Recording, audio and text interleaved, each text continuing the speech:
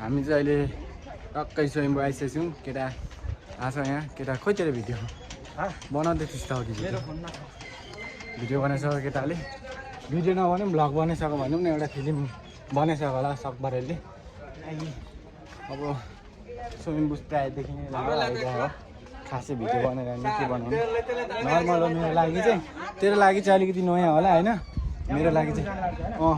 त्यहाँदेखि उँधो उतारेर जान्छ मेरो लागि चाहिँ नर्मल हो म किनभने यहाँ डेली जस्तो नि आइरहन्छु मतलब डेली जस्तो भन्दा नि आइ नै रहन्छु प्रायः जस्तो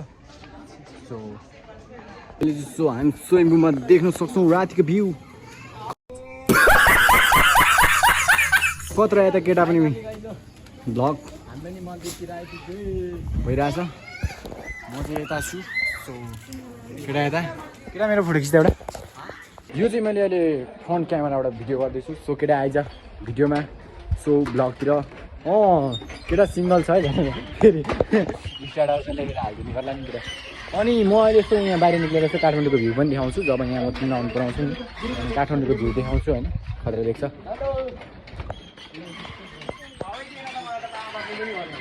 केटाले चाहिँ बाँदरलाई हेलो हाई भन्दैछ तर त्यसको भाषा त्यसले बुझ्दैन रुको जरा सबर करो आराम से लेने का किनभने बिकाउज पूर्वज हाम्रो पुर्खा भए पनि हाम्रो भाषा अहिले बुझ्दैन कि बाँदरले सुन्न कुरो त्यो हो नि त केटा हाम्रो पुर्खा हो त्यो मान्नु पर्छ तर अहिले भाषा बुझ्दैन हामी सो त्यही हो कुरो अरू त के भन्नु अब यस्तै छ झिलिमिली झालाक झिलिक दसैँ तिहार लाग्यो जस्तो यतापट्टि केटा आउँदैछ सो हाम्रो चाहिँ 3 राउन्ड कम्प्लिट भइसक्यो केटाको 3 राउन्ड मेरो पनि 3 राउन्ड कम्प्लिट भएर यहाँ चाहिँ रेस्टिङ भइरहेको छ बाँदरहरू क्या तर ओसोटी छोडिए न थोडा हामीले इधर उधर देखाएँ काठमाडौँको भ्यू देखाउँ भनेको अरे सोल्टीले अनुहार देखाएर सुते एउटा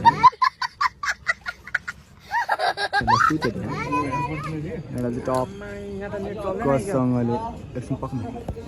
नेटको कुरा होइन फोन चाहिँ दर पक्री बाँदर लगेर सेल्फी हानेर फर्काइदिनु लगे चाहिँ भने सेल्फी हान्नु यो चाहिँ स्वयम्भू एकाडेमीको त्यहीँ हुन्छ ट्रेनिङ लिएरदेखि गरेको यहीँ जानुपर्ने भयो सो यहाँबाट देख्न सक्छौँ हामी काठमाडौँको मस्त भ्यू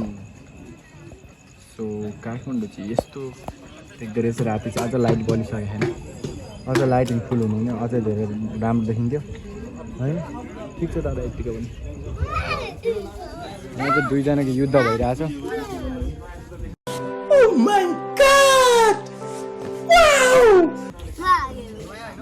यता पनि हुनुहुन्छ ग्याङ उहाँ चाहिँ एकदम सिरियस दारू खाएर ढलिरहनु भएको छ